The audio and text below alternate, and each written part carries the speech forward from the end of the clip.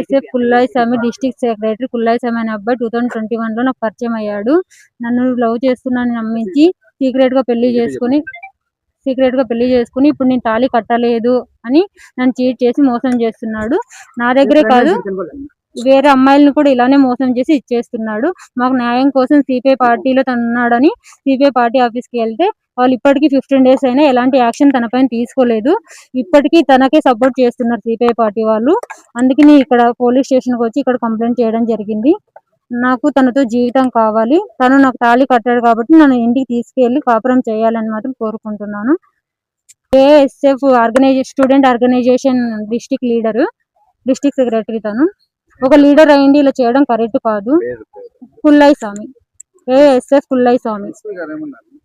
SP sir inspector sir కలవమని చెప్పారు. ఒకవేళ తను ఒప్పుకుంటే ఓకే, లేదంటే మేము కేసు ఫైల్ చేయమని చెప్పేసాను సార్.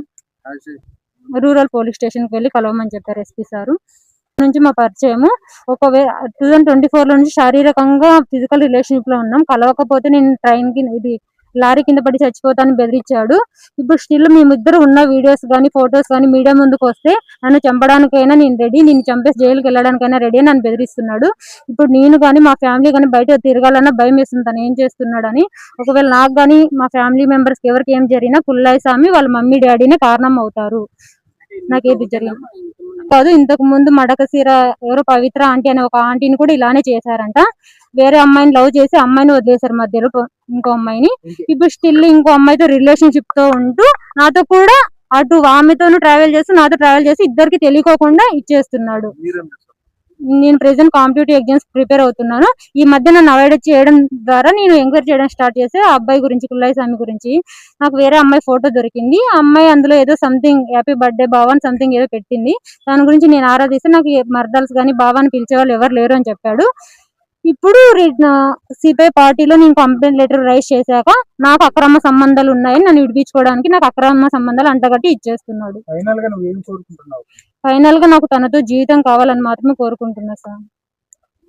తను నన్ను ఇంటికి తీసుకెళ్ళి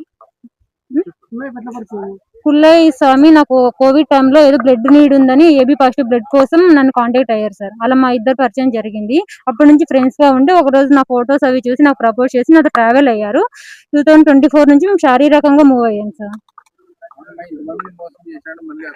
నాకు ఇవన్నీ ఇంతకు ముందు తెలియదు సార్. ఇంత తెలిసింటే నేను తనతో ట్రావెల్ అయ్యేదాన్ని కాదు.